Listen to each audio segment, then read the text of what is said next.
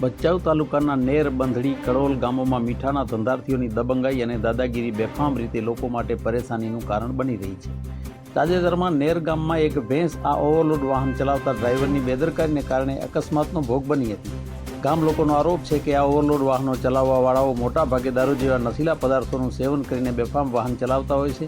આ ભેંસનો અકસ્માત કરનાર ટ્રક ચાલક પણ દારૂ પીધેલી હાલતમાં હોય એવું નેર ગામના લોકોનું કહેવું છે. આ ઓવરલોડ ગેરકાયદેસર રીતે મીઠાની ગાડીઓ ભચાઉ નગરમાંથી પસાર થાય છે. ગાડીઓ તાડપત્રી ઢાંક્યા વગર જ નીકળી રહી છે. દિવસ રાત ચાલતી આ મીઠાની ગાડીઓ નગરના મુખ્ય માર્ગો ઉપર ઠેક ઠેકાણે મીઠું તથા જીપ્સમ વેરતી હોય છે. આ ઓવરલોડ ખુલ્લી ગાડીઓના ઢોળાતા મીઠાથી આખું ભચાઉ નગર પરેશાન છે. આ અંગે સત્તાધારીઓની આ ગેરકાયદેસર ધંધામાં ભાગીદારી હોય એવું સ્થાનિક લોકો કહી રહેલ છે. મીઠાના કારખાનાઓ ઉપર સંપૂર્ણ રીતે કાનૂની સ્ટે હોવાથી તેમજ 2020 પછી એક પણ મીઠાના અગરિયાઓની લીઝ રિન્યૂ નથી કરવામાં આવેલ છતાં કયા આધારે આ રોજની 300 થી 400 ગાડીઓ ઓવરલોડ મીઠું ભરીને નીકળી રહી છે, જે બાબતો કાનૂન અને સરકારી સંપત્તિનો કેવી રીતે બેફામ દુરુપયોગ થઈ રહ્યો છે એ જોઈ શકાય છે. આ બાબતે સાંભળીએ નેર ગામના જાગૃત નાગરિક માલધારી આગેવાન વિભાભાઈ રબારીની પ્રતિક્રિયા. અમારા અમુક નેરના અમુક લોકો ખરેખર રાજકીયના દલાલ છે, એના કારણથી આ ગાડીઓ ચાલે છે. આજે ભેંસ કચડી નાખી એ કમસે કમ લાખ રૂપિયાની ભેંસ હતી, આજ તો ભેંસ કચડી નાખી અને કાલ તો કોકના છોકરા કચડી નાખશે. જવાબદાર કોણ?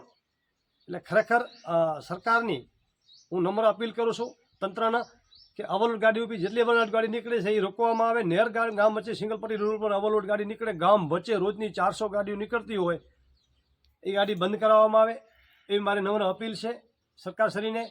અને ખરેખર હવે અમે લોકો કંટાળી ગયા છીએ, કારણ કે તમને ઘટના બતાવી દઉં. જે આપણી વડોદરાની અંદર રણની તળાવ ઉપર જે બાળકોને ઘટના બની હતી એવી ને એવી ઘટના નેરગામની અંદર બનશે. આજની તો 4 મહિને 6 મહિને, કારણ કે 200 બાળકો નિશાળ ભણતા હોય, રોજ વાલીઓને લેવા જવા, વાલીઓને મૂકવા જવા, આટલું બધું ખરેખર ત્રાસ નહેરની અંદર છે. કારણ કે માથા ભરી અને રાજકીય વગ ધરાવતા લોકો છે. જેટલી ટ્રક ચાલે છે એ રાજકીયોની જ ચડક છે.